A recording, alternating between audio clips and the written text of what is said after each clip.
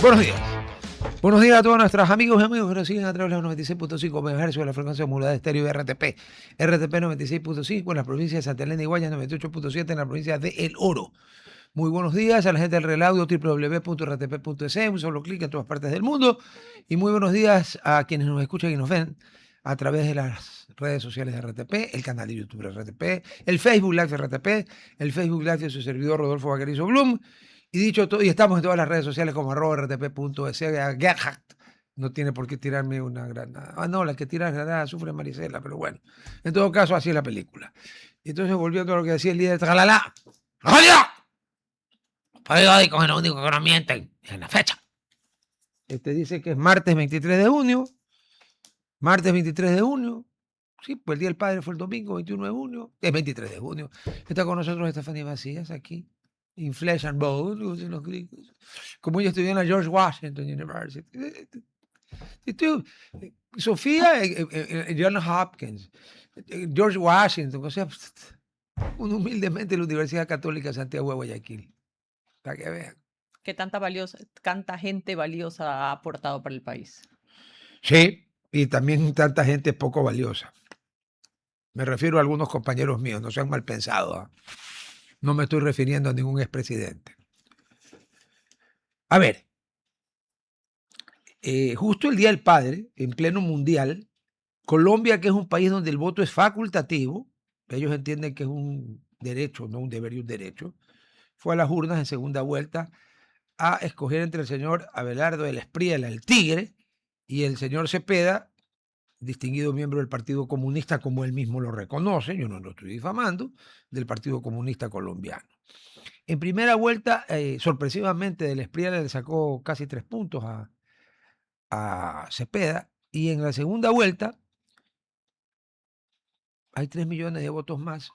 En el programa anterior una analista colombiana habló de que hay mucho voto fusil y mucho voto de la minería ilegal porque el señor Petro entre borrachera y borrachera no quiso nada.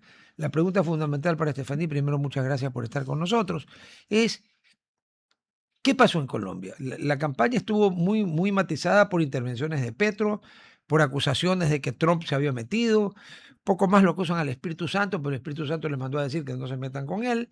A ver, ¿qué pasó en Colombia? ¿Por qué esta diferencia de 250.000 que entiendo ya es como la mandíbula de arriba, ¿no? ¿O no? Bueno, buenos días, gracias por la No está en invitación. su casa. Lo de Colombia es interesante. A Es ver, interesante porque volvemos a ver un patrón de comportamiento electoral igual que en Perú, en la cual casi es 50-50. Eso habla, y lo podemos hablar más a detalle, sobre el gran reto de la gobernabilidad, cuando Espriella solo tiene 3 senadores y le va a tocar hacer alianzas con centro y centro derecha. Pero más allá de eso, la palabra que resume todo y ha resumido todo lo de Latinoamérica es seguridad. Cuando el ciudadano siente certeza, busca bienestar, busca los proyectos sociales. Cuando tienes incertidumbre, buscas seguridad, buscas la mano dura, buscas quien te dé resultados frente a esto. En los últimos 6 meses de este año y los últimos del año 2025, hubo un repunte inusual de seguridad y de violencia, y eso generó que la cancha se marcara a través de los temas de violencia. que en violencia, que Colombia en violencia tiene un récord mundial. Sí, pero lo que pasa es 70 y que pico de años. sí, pero lo que pasaba es que después de Santos, después de Duque, en teoría el colombiano ya había aprendido a vivir con ciertos niveles de violencia, pero que estaban supeditados a la frontera, tanto con Venezuela como con Ecuador, y en el centro y en general en las ciudades no había tanto. Han habido repunte de violencia, y es interesante porque Petro dentro de su estrategia no se dio cuenta que si llevaban la campaña al tema de seguridad perdía, porque la derecha suele ser mucho más fuerte en este tema. Cuando hablas de bienestar, temas sociales, educación, la cancha se delimita mejor y tiende a apoyar el votante hacia esta izquierda. Hoy, uno de los errores grandes de Petro es que la campaña no fue Cepeda versus Espriella. Fue prácticamente un referéndum aprobatorio o no de la gestión de Petro. Y a pesar de que Petro haya tenido entre 30 y 40% de aprobación nacional, un presidente con 4 años de funciones tiene un desgaste natural. Eso desde un punto de vista de que Petro delinea la cancha y fue casi como un referéndum. Dos, los exabruptos que tuvo Petro al final de la campaña no solo activaron al votante que quería votar a favor de Cepeda y Petro, también activaron al votante que quería votar en contra de él.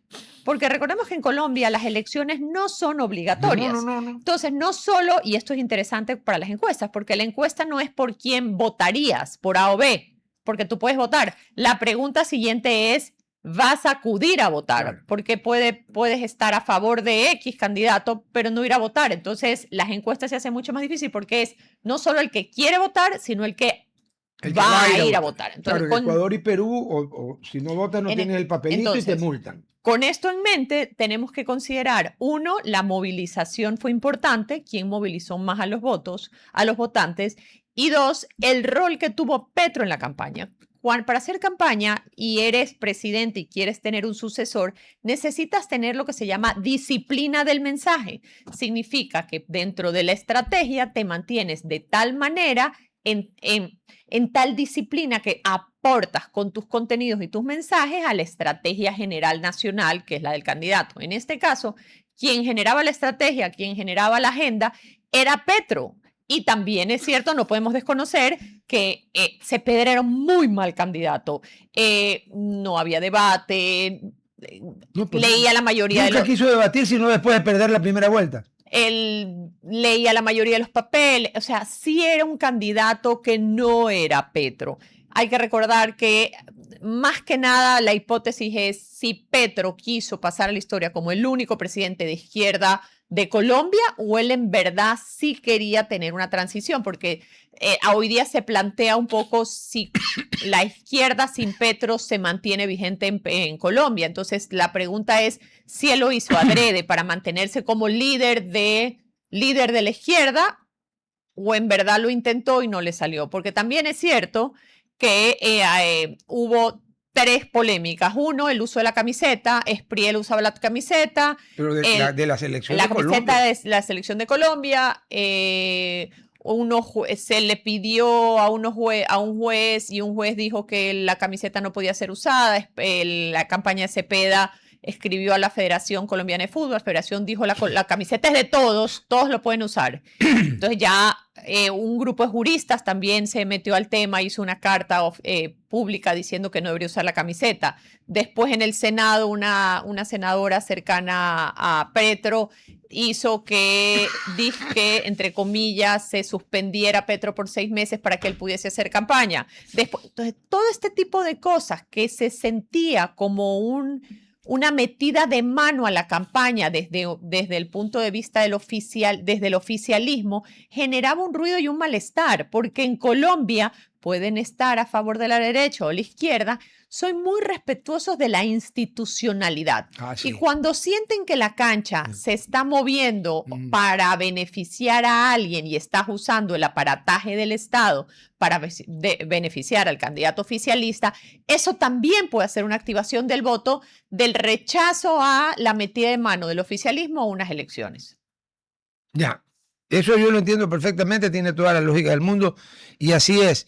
Pero con esta explicación, fíjate que no se explican los solo 250.000 votos de diferencia.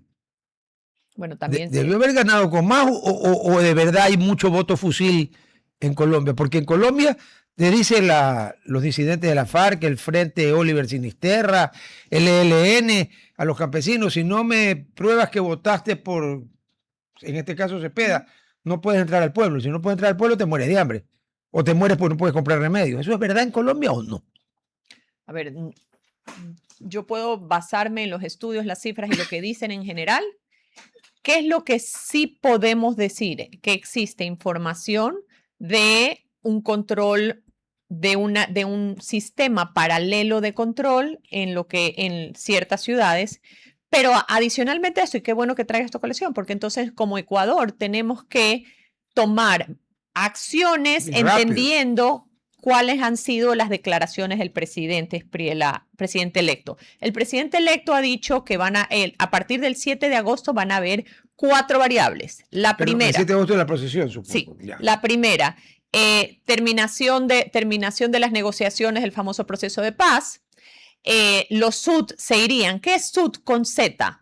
Es Z, con Z. Con Z. Zona. Zona, en palabras más, palabras menos, zona desmilitarizada territorial. Entonces, los que estaban en proceso de negociación, los militares de alguna manera no se metían a estas zonas. De ahí tienes el fin de las negociaciones. 2, comienzan las, ¿cómo se llama? Fumigaciones. Las fumigaciones. 3, bombardeo a campamentos internacionales, a campamentos militares, de paramilitares, guerrilleros, claro. y esto. Y 3, también dijeron que avionetas que sean sospechosas se las bajarán y lanchas que sean sospechosas lo harán. Entonces, desde un punto de vista de estrategia de mano dura de Colombia, es respetable. Lo que nosotros tenemos que aprovechar, como el gobierno del presidente Noboa tiene buena relación con el próximo presidente, es tener una relación mancomunada para poder identificar cómo hacemos que esta mano dura no venga corriendo todos hacia nosotros, sino tener una frontera blindada con una relación bilateral donde entendemos cada uno cuáles van a ser las acciones que cada lado de la frontera va a realizar para poder salir victoriosos. Pero lo que no podemos hacer, aunque en Ecuador el doctor Rosemena Monroy dijo que se le decían que volaban burros al salir a la ventana. A ver, con Colombia nos hemos puesto, con razón, le hemos reclamado durante años que no hace su trabajo del lado de la frontera. Parece que con Del Espriella se acabó ese cuento, pero no es que se van a evaporar, pues, ¿no? Sí. Y no es que Del Espriella los va a lograr matar a todos, lamentablemente. Van a venir acá. Claro, pero uno de los grandes retos hoy del Ecuador es entender que si es que la mano dura viene el 7 de agosto, esa migración no va a comenzar el 7 de agosto, va a iniciar antes, considerando que esto pudiese comenzar a suceder en un mes, entonces la migración va a comenzar antes.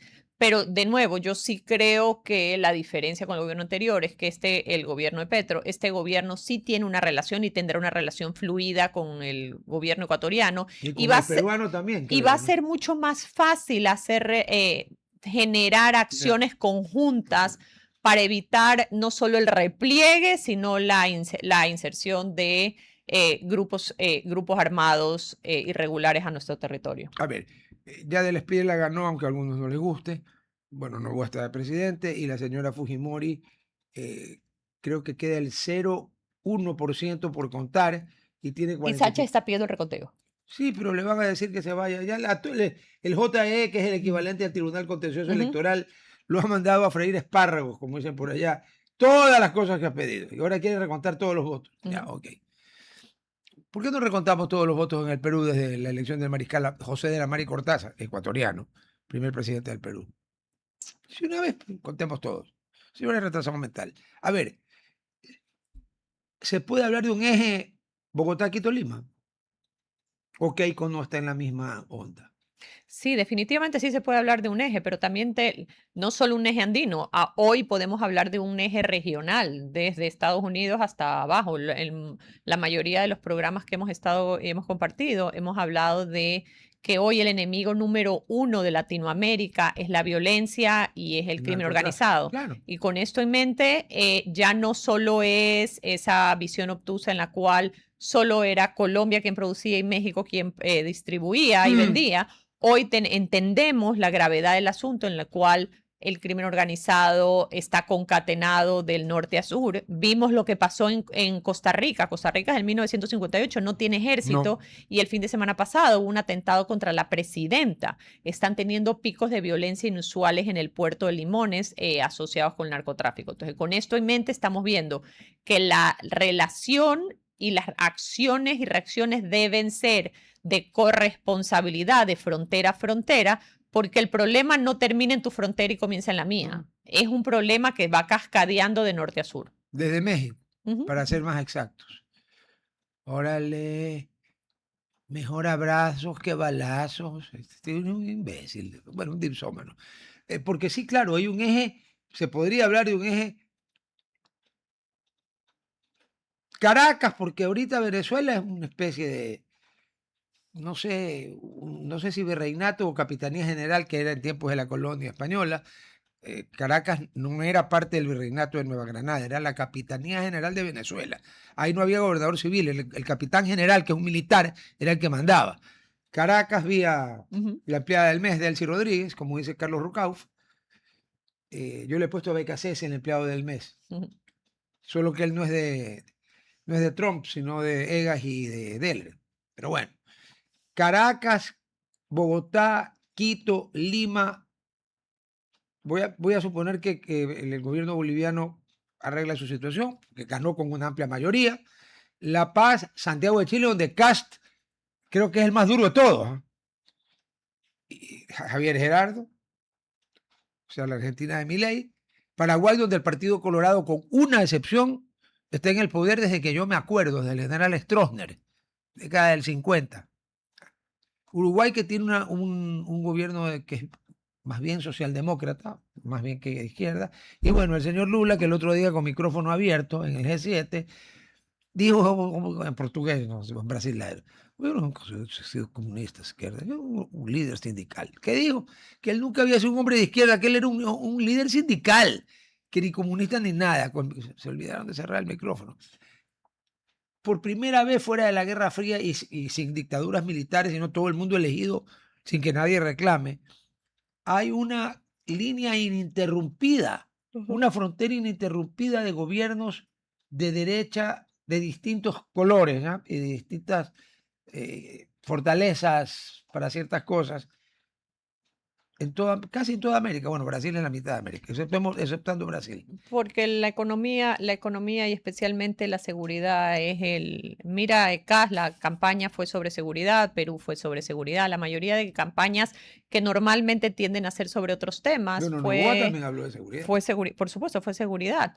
Pero aquí viene lo siguiente, que no nos podemos equivocar para siguientes análisis. ¿Qué? Y lo hablaba en Políticamente Correcto el domingo, Latinoamérica se ha derechizado porque los candidatos que presentaban una propuesta de mano dura y que conectaban con el elector son de derecha. Sí. No es que el electorado se ha hecho de derecha desde un punto de vista ideológico, porque el votante promedio está a favor de los subsidios, a favor de los programas sociales, a favor de la libre empresa y el libre mercado, está a favor de mano dura y seguridad, está a favor de una presencia mucho más robusta de los militares, que antes, hace 20 años, hubiese sido 3-2 la cosa que dijiste, 3 de derecha y 2 de izquierda. Hubiese sido, y pudiésemos poner más de izquierda, pero lo que te quiero decir es que hace 20 años hubiese sido totalmente contradictorio. No, el que pues está a favor de los subsidios no está a favor de la mano dura. De la mano dura. No. Entonces, ¿qué es lo que pasa hoy? Hoy la ideología per se, no estoy diciendo que ya no existe, pero el elector ha aprendido a escoger qué quiere de cada cosa. Entonces, por eso Petro tenía los números que tenía, porque hizo programas sociales, porque hizo los bonos, la gente valoraba eso. Pero 3 millones de empleos nuevos en la burocracia. Pero cuando lo hacen escoge quién va a hacer que mi hijo llegue seguro a casa. Y no muerto. Y con eso se define un poco hacia dónde vamos. De nuevo, no estoy diciendo que la izquierda ha desaparecido, que la derecha ha desaparecido. Lo que estoy diciendo es que el elector se derechizó bajo este contexto. No estoy diciendo que si ese mismo elector que votó por A, B o C mañana lo hace en una encuesta y dice soy de derecha. Tal vez no lo sea. Es porque hoy cada vez más el ciudadano valora gestión, resultados y quien le ofrezca resolver los problemas que afronta hoy. No mañana, hoy. A ver, una pregunta así. Que como Madame sabe no es capciosa, porque yo sería incapaz de ponerme una pregunta capciosa a vuestra merced. Hágame el favor. A ver, yo tengo una teoría que la quiero empatar con la explicación que usted dio. A ver, yo creo que han ganado, porque en Bolivia se enfrentaron 2 candidatos, cada uno más de derecha que el otro. Ganó el más suave, pero ya. A ver, Yo creo, Ya, pero Cacho, solo porque tengo que decir, pero tampoco permitieron al partido de Evo, no, yo digo en Chile, perdón. perdón, es que dijiste Ahí va en Bolivia. Bolivia, en Sí, Bolivia. sí, Sí, en claro, Bolivia no, el partido de Evo no estuvo, no sí, estuvo. pero los dos fracciones en que se quedó el MAS sacaron el 5%, el 8%. Ya. A ver, yo lo que creo es que la derecha clásica, la derecha ideológica, de alguna manera, se da cuenta que que la única forma de ganarle a la izquierda sin volverse de izquierda, pues entonces, ya, pues ¿qué hacemos? Fue adoptar un populismo duro que ofrezca seguridad, orden, trabajo, sí, pero en tercer lugar. Y eso, cuando no tiene ni seguridad, ni orden, ni trabajo, chuta, es un cóctel dificilísimo de que no te lo tomes, pues por lo menos lo pruebes porque te están dando cosas que necesitas. Pero Las tres la cosas pregunta es la si izquierda no la puede dar. pero la pregunta es si todos se pusieron de acuerdo o fue un flujo natural que llegó a esto, porque me acuerdo de Reagan, me acuerdo de Bush en el 9/11, los republicanos, cuando suele ser temas neurálgicos de seguridad, los republicanos suelen arrasar en las urnas versus los demócratas, no necesariamente son vistos o percibidos como los más fuertes, a pesar de que los demócratas han tenido un buen desempeño en cuanto a esto, así como en Estados Unidos los republicanos cuando hay guerra el votante vota por este. Hoy Latinoamérica en general ha evolucionado en el punto en el cual se asocia a la derecha con mano dura para poder enfrentar los enemigos que tienen. Pregunta maléfica. Si no recuerdo mal, el primer martes después del primer lunes de noviembre del 2024, Donald J. Trump ganó la presidencia de los Estados Unidos con absoluta claridad. Ganó el voto popular, que los republicanos normalmente no lo ganan. Y que la vez pasada había ganado Hillary. Claro, pero que en la Constitución americana ni se lo menciona el voto popular, así que eso es por la costumbre nuestra, ¿no? Ganó el voto popular, ganó los 7 swing states, ¿ya? Las cámaras, las dos cámaras, y tiene una mayoría 6-3 en la Corte Suprema. Ya. Pregunto yo, y además él se mete, porque ahí no hay nada que discutirle. Trump se mete de frente y dice, este es mi candidato, y yo creo que hay que votar por él, como Asfurra, como se pronuncia. Bueno, pregunto yo, esa elección de Trump y esa manera de ser de Trump de intervenir de frente, ¿no fue de alguna manera la goma, la cohesión que se necesitaba para que la derecha y sus parientes cercanos que dicen que no son de derecha, pero en el fondo son menos de izquierda, hayan decidido elegir prácticamente en toda América, donde ha habido elecciones, en toda, porque Brasil es en diciembre, a gente de derecha o de centro derecha? ¿Trump no es una figura que pesa o...? Yo creo que Trump, por supuesto, pesa, pero pesa no solo por lo quién es, sino por qué representa. Representa a Estados Unidos, que es uno de los socios estratégicos, si no es él. Uno con de China México, más grandes de Latinoamérica. Entonces, el hecho de poder estar alineado y también el hecho que la agenda gubernamental de Trump esté también viendo a Latinoamérica como un socio estratégico y como alguien importante. Por primera años, vez en décadas. Por décadas era Oriente Medio, era Irak, era Europa. Era todo. Eran todos, pero en Latinoamérica estaba un poco supeditada a ser un poco el vecino y hay que tratar bien al vecino, pero nunca ponerle todos los focos en esto.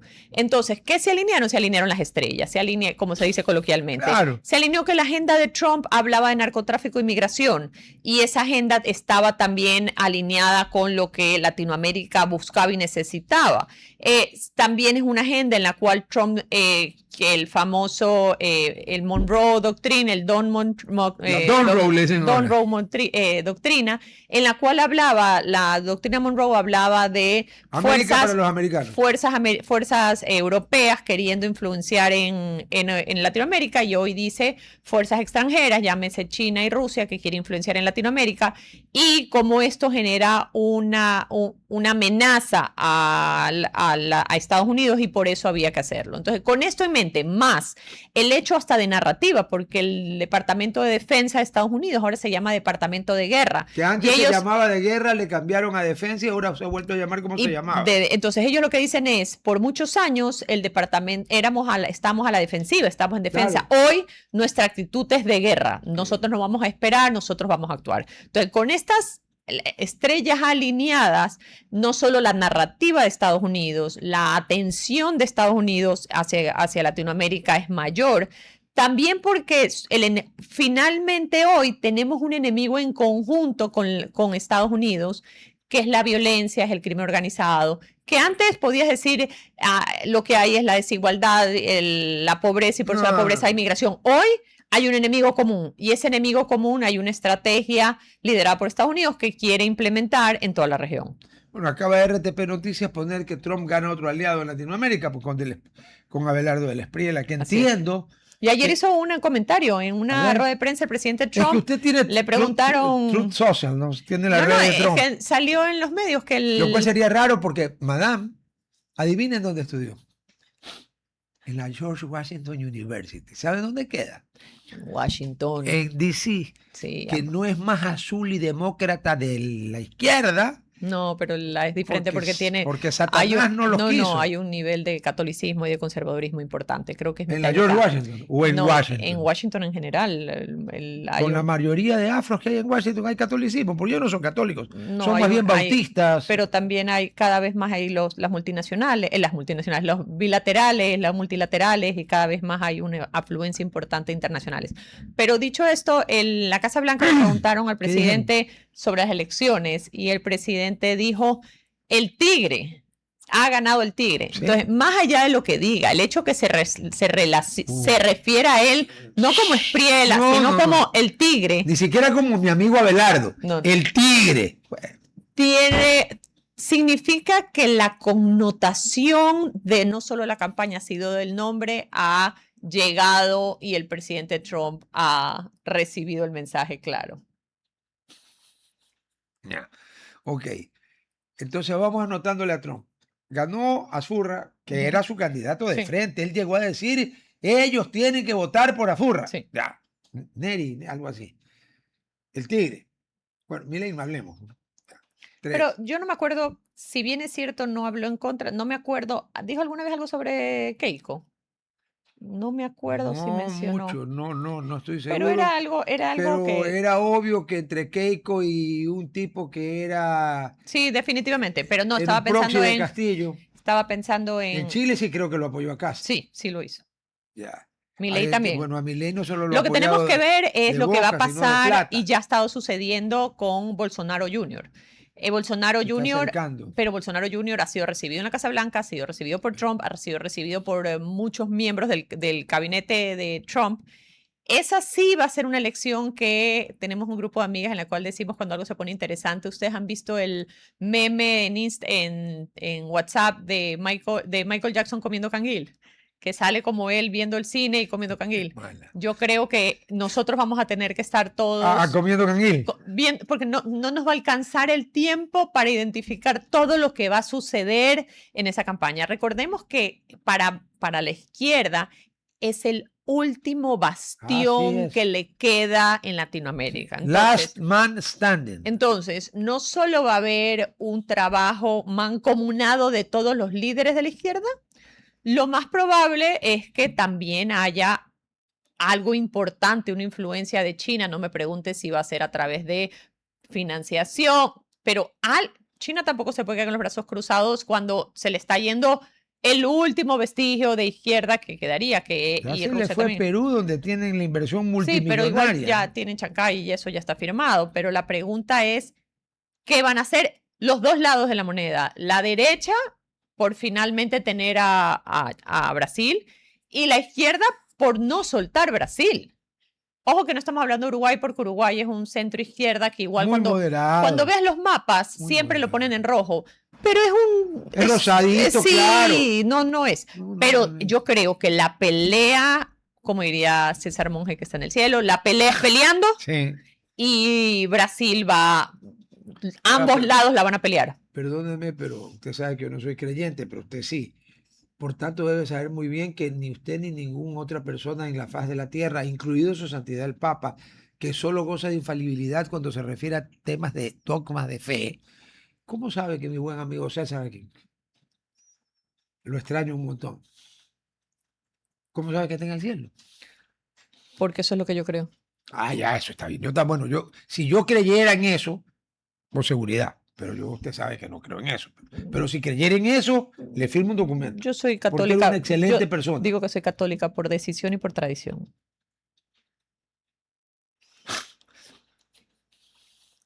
Está bien. No hay problema. ¿Está bien? Este es un país libre. Además, el 90% y pico de los ecuatorianos son cristianos de alguna u otra. Y los católicos son dentro de ese 90% y pico, los católicos son la inmensa mayoría. Así que está con la enorme mayoría del pueblo ecuatoriano. A ver, relación Ecuador-Colombia. Ya Ecuador quitó los aranceles, acatando, entre comillas, lo que dijo Lacan. El dipsómano de Petro se demoró un poquito más, pero usted también los quitó. O sea, ya no tenemos eso. Ya. Pero es que eso no lo teníamos. Pero que, aparte de la cooperación militar, que yo sí creo que se va a dar, ¿qué otro cambio puede haber en la relación entre Quito y Bogotá? Bueno, puede haber más corredores de comerciales, pero hay que tener algo en cuenta que es una dinámica que no tienen los otros países. En Colombia, el segundo, o sea, el runner-up que le dicen los americanos, el segundo pasa directamente a tener un puesto en el Senado. Sí. Entonces, si estamos hablando que Cepeda va a ser y tuvo 50% de la votación, Cepeda pasa a ser el líder de la oposición. Claro. Por eso es que Espriel en su mensaje, aceptación de la victoria, dice, le vamos a dar todas las garantías constitucionales para que ejerza la oposición, pero queremos hacer un llamado a cuidado, vale alentar la violencia, cuidado X, Y y Z. Entonces, con esto en mente, y ya no solo hablemos de Espriella, sino de lo que las tensiones internas dentro de la izquierda, porque vas a tener a Cepeda como el líder oficial de la bancada de la oposición, Cepeda, pero Petro no se ha muerto. No queriendo dejar primero hacer sentir que es el único presidente de izquierda que ha tenido el país y que la izquierda llegó a formalizarse por él y a través de él. ¿Cómo van a hacer esto? Porque si me preguntas a mí, Cepeda lo va a hacer desde una manera del Senado, oponiéndose a todo, pero Petro tiene que hacerse sentir. La pregunta es si ese hacerse sentir lo hará calentando calles, porque recordemos que una de las cartas más fuertes de Espriella fue mano dura. Ah, sí. Pero mano dura se puede decir, pero cuando tienes a X cientos de miles de personas en las calles, hay que identificar qué estamos hablando de mano dura. Entonces yo creo que el presidente Espriella va a tener el reto de gobernar en un país donde el 50% está en contra, y dos, vas a tener que gobernar con una oposición en una constante desquebrajamiento entre quién es el líder natural o el líder oficial, que sería el caso de Cepeda y Petro, para liderar lo que sería la oposición. Papeleta. Porque yo no sé el ego de Cepeda de qué tamaño sea, pero el de Petro no cabe en la fosa de las Marianas. Y esos son 11.700 metros de profundidad. Yo creo que va a haber un desgaste o a menos que Cepeda sea suficientemente pragmático y estadista para decir yo me quedo con el Senado y tú haz la vocería de toda la izquierda per se. Ahora, a ver, en Colombia no gana la izquierda como Partido Comunista, ni Partido Socialista, ni Frente Amplio de Izquierda. Ellos inventan el nombre de pacto histórico. Ya, pero también viene de la mano después de la firma de paz en el gobierno de Santos, que es importante decir que en el referéndum Colombia votó en contra de ese acuerdo de paz. Cuando fue el referéndum, Santos pasaron algunos meses y un año y Santos sí hizo el acuerdo de paz. ¿Con un referéndum en contra? ¿Cómo fue posible? En el cual daban a la FARC un grupo de escaños. Les daban un grupo de escaños en el Senado. Gratis, ¿no? Sin votos. Sin votos. Y también les oficializaban o formalizaban un partido político. Entonces, cuando dicen Petro fue el primer presidente de izquierda, fue el primer presidente de izquierda, porque ya dentro de la plataforma de esta famosa paz, ya estaba como tres escaños más arriba de lo que cualquier ciudadano común para armar un partido necesitase. O sea, vea, sí se acuerda lo de Angostura, ¿no? Uh-huh. El presidente era el presidente Uribe, pero el ministro de Defensa del presidente Uribe no era Santos. Uh-huh. ¿Sí? ¿No? Llegó a la presidencia y dijo, no, yo quiero el premio Nobel de la Paz, no me importa lo que pase. Escúchame, Santos era vicepresidente Uribe. Y además ministro de Defensa. Esa parte no me acuerdo. Claro. Él en jerarquía directamente, el que ordena, bueno, al final está el presidente. Yo no logro entender cómo algo que el pueblo, que es el soberano, del cual emana el poder desde que se acabó eso de que los reyes lo recibían de Dios, no sé cómo lo recibían.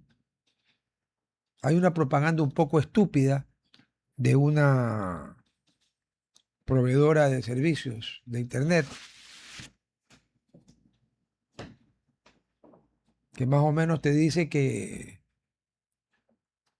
tu señal llega en tren, pero en tren bala. Entonces estamos en Japón, porque el Shinkansen está en Japón. El de Francia no se llama tren bala. El de España se llama AVE. Entonces estamos en el Japón. ¿Sabe de qué me sirve a mí tener una señal que me llegue en tren bala que está en el Japón, en Ecuador? De nada. Ni siquiera pueden contextualizar las propagandas, para no hablar de todo lo que han hecho con la selección, que algún día tenemos que hacer ese programa, de las barbaridades de marketing. Después de que en 2 partidos tenemos un punto, obtenido ardua y laboriosamente tratando de no meterle un gol a Curazao, porque lo logramos, no le metimos el gol. Todavía hay propagandas que hablan de que somos como la mejor defensa del mundo. Pregúntele a Diomedes pues si somos la mejor defensa del mundo. Pero bueno, volvamos a lo nuestro. Yo solo tengo que decirle algo. Justo en redes yo decía algo que es que la esperanza es un poco rara. La esperanza no se muere nunca. La esperanza es como cuando, a pesar de todos los argumentos que tenemos, la esperanza y el enamoramiento no responden a la razón. No, pues. Entonces, por eso yo sí creo el enamoramiento dicen los científicos de la universidad del país donde usted estudió, que es nada más y simplemente que una liberación de unas cosas que es la metilfetalamina, que es prima hermana de las anfetas, y que el chocolate también produce un poquito, y entonces pues es que uno se vuelve estúpido. Pero cuando se acaba el efecto, si no ha generado endorfinas, bye bye Verdi. Un poco lo que yo decía, y era un poco filosofando y sin quererme meter en fútbol porque no soy especialista. Yo lo que decía era que hoy en la oficina la conversación es la misma. Necesitamos que nos vaya bien contra Alemania. Nos lo decimos mirándonos a los ojos, conociendo los números, entendiendo las capacidades del otro equipo, sabiendo lo que dicen las estadísticas y cuáles son realmente las probabilidades. Y aún así decidimos creer, porque la esperanza no es lógica, no se alimenta de probabilidades, sino de posibilidades. Por eso seguimos soñando con el gol que no llega, la tapada que nos devuelve el aliento y la noche que termine convirtiéndose en historia. Al final, hay pocas cosas capaces de hacernos desafiar la razón de esa manera, el enamoramiento y el fútbol. Así es que seguimos soñando con gritar un gol. Ahora, para todos esos, ¿cómo es que empatan el fútbol con el enamoramiento? Bueno, pues el fútbol no le trae las consecuencias buenas o malas que le puede traer lo otro. No quiero ser dependiendo de qué le preguntes, porque yo he visto a unos chicos rotos del corazón llorando por el partido. No, pero un ratito, pues, a mí también me ha pasado. Pues. Pero es que, Rodolfo, ¿cómo no vas a decir que desde el primer partido hay yo no quiero decir una pesadumbre, pero todo el mundo camina con una mochila emocional mucho más pesada? ¿Por qué? Porque ese es el otro problema que nos faltó poner allí, oiga, para que se lo añada al tema de los ecuatorianos. Nosotros vivimos de comer cuento y de que nos vendan humo. A ver, llegamos Rodolfo, no puedes decir pensando que íbamos a llegar a la final del Mundial con ese equipo. Rodolfo, pero nos ha ido nos fue súper bien esa eliminatoria. Sí, claro, jugando a 2.800 metros de altura. No, pero también cuando éramos visitantes. Lo que te quiero decir es, teníamos expectativas, sí. Nos seguimos aferrando pese a las estadísticas y pese a lo que es obvio, sí. Pero de nuevo, escogemos creer. Pero es que ahorita sí tenemos una base. ¿Sabe cuál ¿Qué es cuál? A ver, antes de estas reformas que ha hecho la FIFA, si se empataba en puntos, Ujú, pasaba el que tenía mejor gol diferencia. Si tenías el mismo gol diferencia, pasaba el que había metido más goles. ujú. Ya. Ahora no. Ahora resulta que si hay un empate en puntos, no importa cuántos goles se metieron los unos a los otros. Importa el resultado. Pero ya es el tercero Y- mejor. No, no, no, no, no. No, no. Espérate. Importa el resultado entre los dos. Ujú. Vamos a suponer que Costa de Marfil le gana a Curazao, que debería ser, ¿no? Porque los de Costa de Marfil no tienen a nuestros delanteros, así que sí le van a meter un gol. Ya. Varios. Pero digamos uno. Hace 6 puntos. ¿Cuántos puntos tiene Alemania? 6. Ujú. 3 con Curazao, 3 con Costa de Marfil. 6.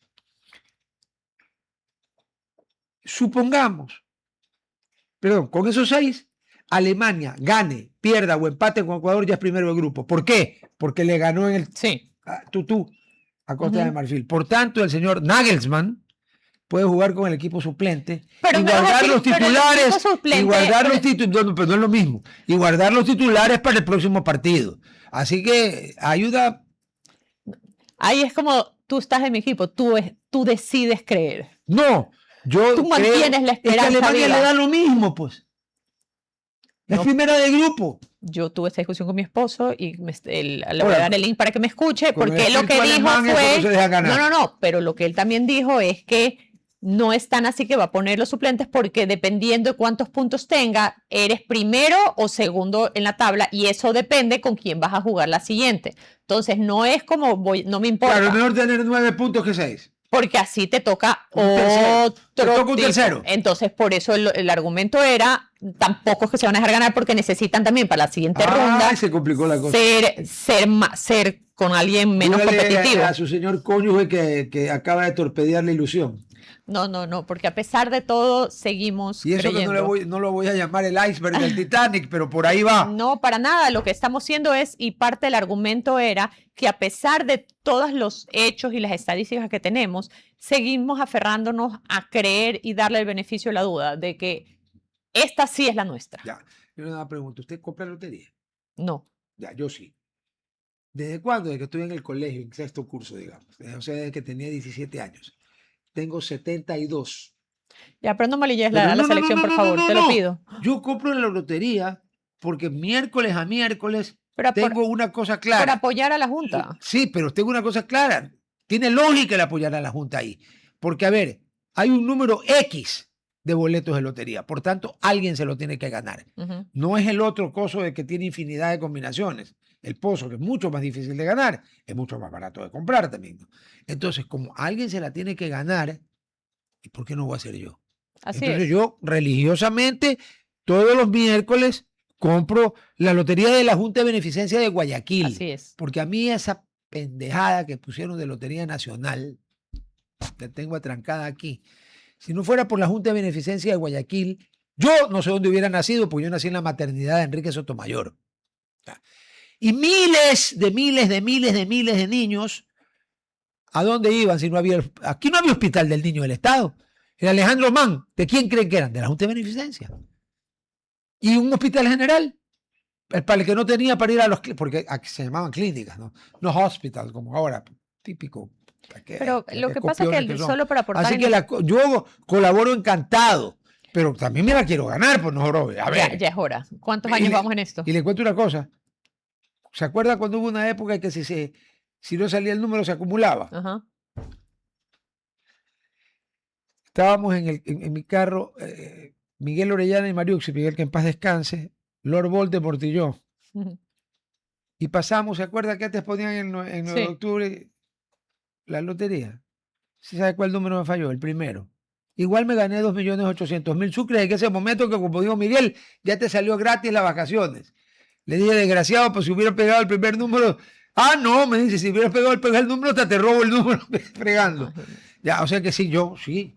Le saqué las 4 ¿Usted se terminaciones. acuerda la publicidad de la Junta que decía, tú tienes cara de millonario? Así. Cuando el chico vendía la lotería, sí. Sí. Al final del día todos decidimos creer. Y la mejor fue la de Lupo Senén Quiñones Nazaret.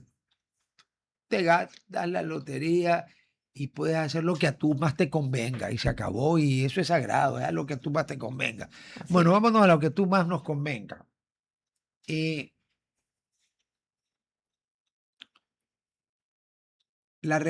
lo que pasa es que la OEA, con la cantidad de países que hay en el Caribe, ya no es la OEA que cuando se votó unánimemente con el tema de las crisis de los cohetes en Cuba. Le pregunto, con la cantidad de islitas que son países,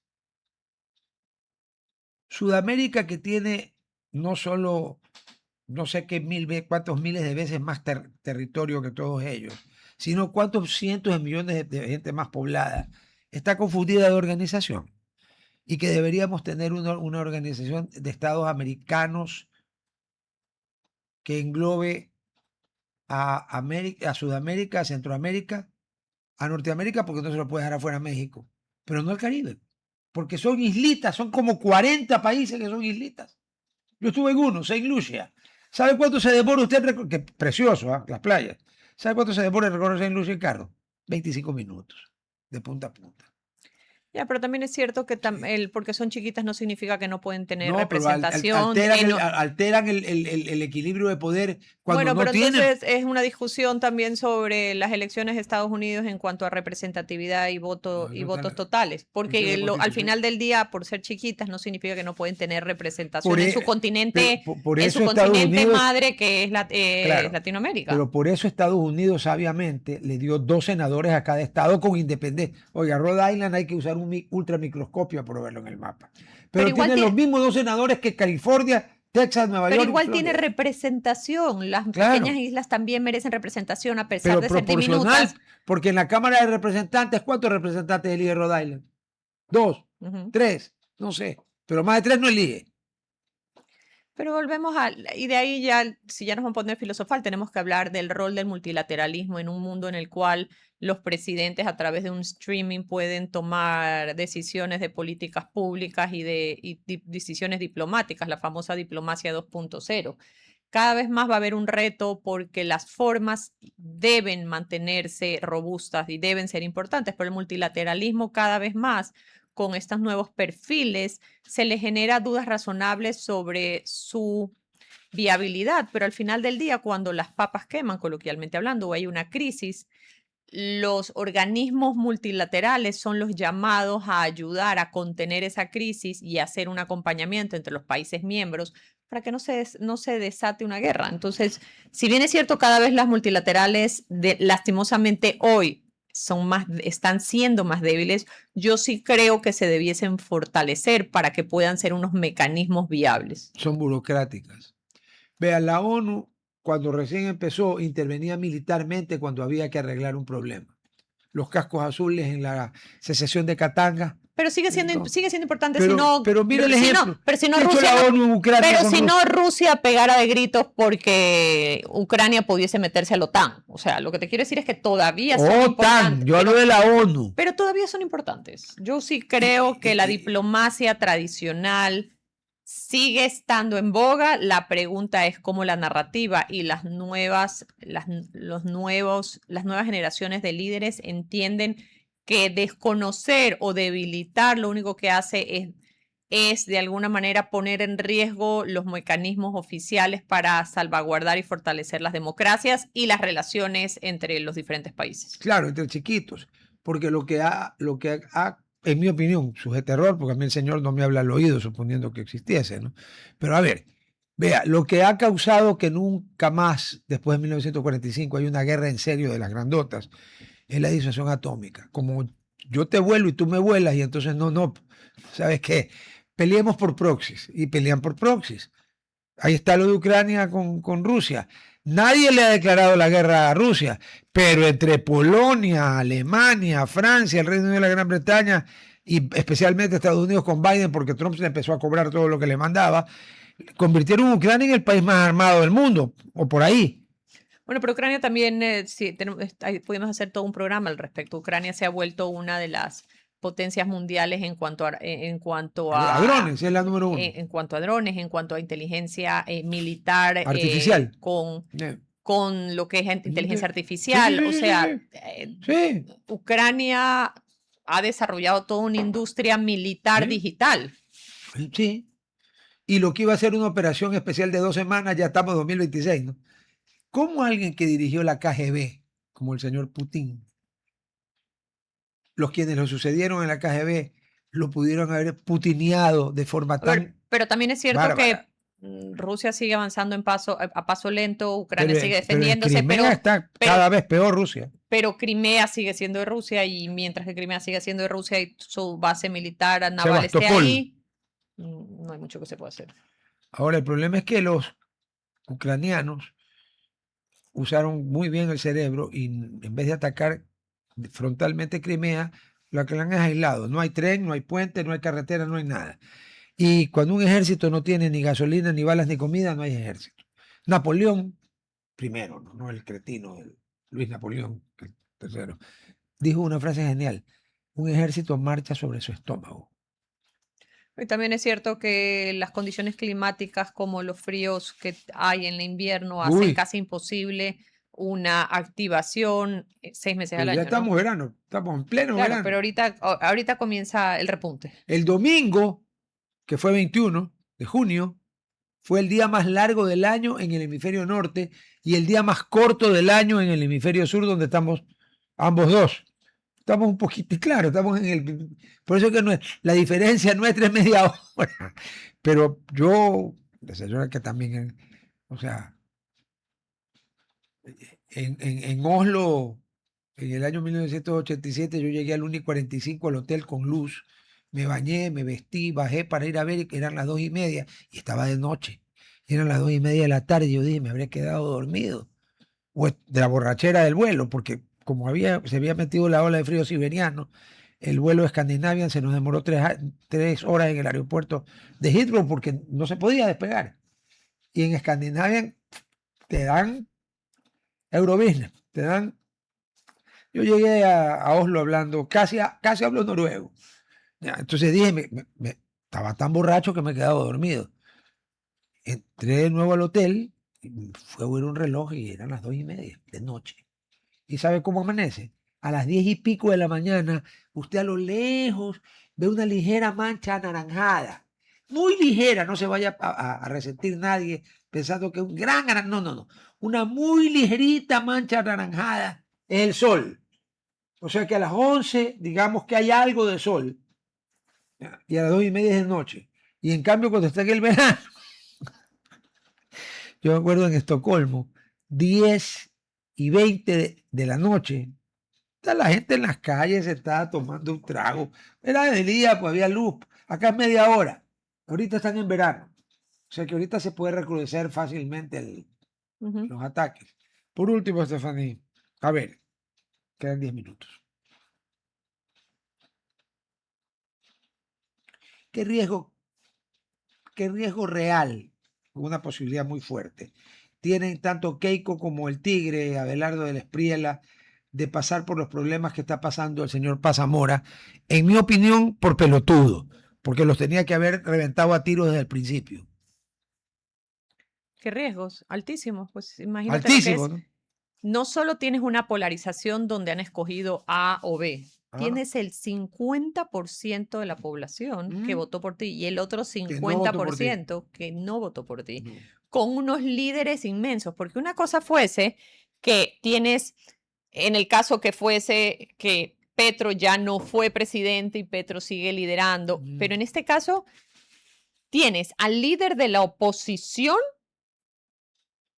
ejerciendo la oposición activa desde las calles.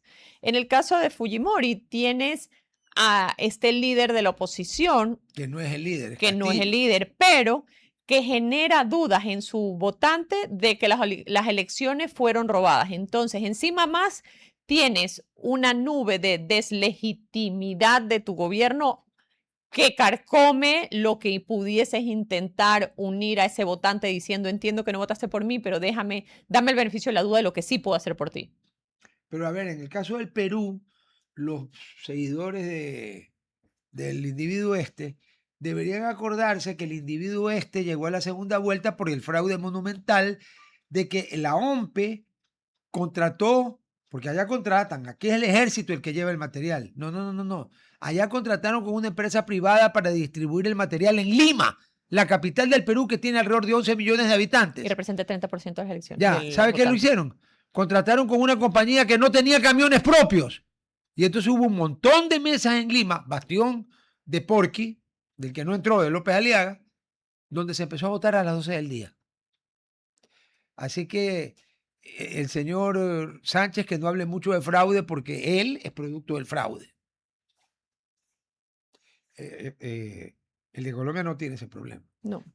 Y Colombia tiene una institucionalidad mayor. A ver, Perú también. Si algo es Perú es que a pesar de la volatilidad política en la cual se ven, se hasta la cárcel. pero a pesar de la volatilidad política que hay, existe una institucionalidad tanto en las cortes como en las instituciones en las cuales hacen que sea viable a lo largo del tiempo su crecimiento económico. Pero algo interesante de Keiko es que probablemente sea la primera presidenta en terminar su periodo no pueden declarar vacante. desde Ollanta-Humala. Ollanta-Humala en el 2016 fue el último presidente peruano que terminó su periodo.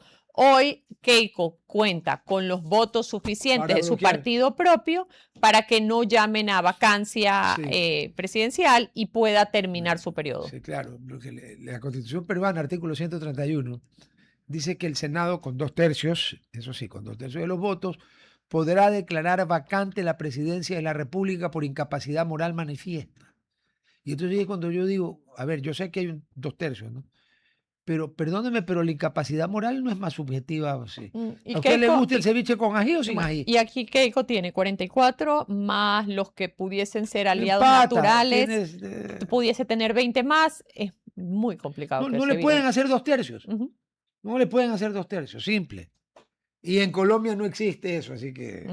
Bueno, existe el juicio político, pero eso es otra cosa. Sí. Son causales definidas. Y en Colombia no va a haber eso. En Colombia son muy respetuosos. ¿A usted no le parece tremendamente absurdo que se pueda remover un presidente de la República por algo que es demasiado subjetivo? Por supuesto, por eso la volatilidad que tiene Perú en cuanto a presidentes. No, desde hace 10 años ningún presidente... En política, pero no en economía. En política, porque en política hay mecanismos en los cuales hacen que se interrumpa una presidencia por X número de votos. Lo que me decía un peruano, un analista, me decía, lo gracioso del caso es que de haber estado... Alan García tenía los votos para bloquear. Porque en la segunda presidencia de Alan García, la que económicamente impulsó al Perú tremendamente, pero Alan García, para hablar de... para algunos de incapacidad moral manifiesta, Alan García vivía públicamente estando casado con la novia, pero no había por los 2/3. Entonces no le podían aplicar lo de la incapacidad moral, suponiendo que eso... Bueno, también tenía, así como Estados Unidos tenía Griezmann y tenía gente valiosa en el fondo monetario, en el Treasury. En Perú tienes a Campos, tienes a gente valiosísima manejando a política, manejando los temas neurálgicos de economía. Entonces, más allá del vendaval o de la volatilidad política que se venga, cuando las instituciones son respetadas y están bien manejadas, no están supeditadas a este tema político que afecta. Las instituciones sobreviven a la política como el tango de Gardel. Sus ojos se cerraron y el mundo sigue andando. Cambió el presidente. Por un rábano, aquí está el Banco Central es autónomo. La política económica es autónoma, esa es la que estamos siguiendo. El Perú tiene que crecer tanto. Mira que Sánchez en un momento, una de las declaraciones más polémicas, dijo que estaba considerando sacar a Campos y la gente dijo, ok, un ratito por ahí no. Porque tú puedes tener volatilidad política, pero no puedes sacar a Campos. No, pues es una barbaridad. Bueno, él sí lo dijo y después tuvo que decir, no, es que estamos viendo cómo reestructuramos, pero sí lo dijo. No, pero sí, pero no. Me dicen que Keiko estaría poniendo como ministro de Economía a alguien que creo que fue ministro de PPK, un economista muy bueno por lo visto, porque que no estaba en los problemas de PPK, pues, ¿no? Llámese una cierta compañía constructora brasileña que tiene muchas obras en el Ecuador, ¿no? Aplanó el aeropuerto de Tababela. Pero también ¿sabes qué? También estuve viendo, estuve escuchando los perfiles de las mujeres para el gobierno de Priela. Y hay unas mujeres interesantísimas. Hay la que fue ministra y presidenta de la Cámara Ecuatoriana, colombiana americana, va a ser, se rumora, embajadora. La presidenta de Ecopetrol pudiese ser ministra de Energía y Minas. O sea, habían perfiles muy robustos e interesantes. Me ha encantado. Muy Bueno, capaces yo también. creo que del Espriella de tonto no tiene un pelo. Uno de los retos que todos decían era, chévere, subió, ganó, pero uno de los grandes retos no solo va a ser ganar, lo difícil va a ser gobernar. Y para ello necesitabas equipo. Y la gente decía, bueno, si solo tienes 3 senadores, se te va a hacer cuesta Bueno, arriba la parte de gobernabilidad. perdón, Milei comenzó con 3 Sí, senadores. lo que quiero decir es, solo es una perspectiva macro, tienes 3 senadores, a pesar que el centro y la derecha sí tienen y te tocará negociar. Pero También es cierto que no tenía cuando equipo. usted dice centro y la derecha, ¿dónde está Centro Democrático? Centro. Uribe Centro. Bueno, digamos, se dice centro, Ah, pero ya, derecha, porque si derecha, Uribe derecha. No, Centro, pero también está el partido de la U, está el Centro Democrático, está el partido de la U, que también tienden a la derecha y también son serían, uribistas. pero también serían partidos que tendería a ser Apoyarlo, aliado claro, natural. Pero lógico. también es cierto que cuando se habla de estos nuevos, siempre se habla de cuál va a ser su equipo. Porque un presidente no puede estar solo, necesita un No, equipo. pues Y la gente ninguno. decía, ¿cuál es su equipo? Y él no decía quién era su equipo. Y hoy los nombres que se están barajando son nombres súper interesantes. Pero también necesita nombres que le garanticen Gobernabilidad, por supuesto. el primer deber de un gobernante. ¿Sabe cuál es? Gobernar. ¿Para qué cree que lo eligen? Ujú. Mi querida Stephanie, merci beaucoup. Yo nunca dudé de la elección de Colombia. Tenía mis dudas en el Perú. Y ha sido, pero a ver, para que nadie se raye las vestiduras. A Keiko, tanto PPK como el lápiz, como Castillo, le ganaron con los mismos 40 y pico de mil votos que está ganando ella. Como dice la escritura, con la misma vara que mides, serás medido. Nos vemos mañana. Chao. Muchas gracias. Ay, gracias por la invitación. RTP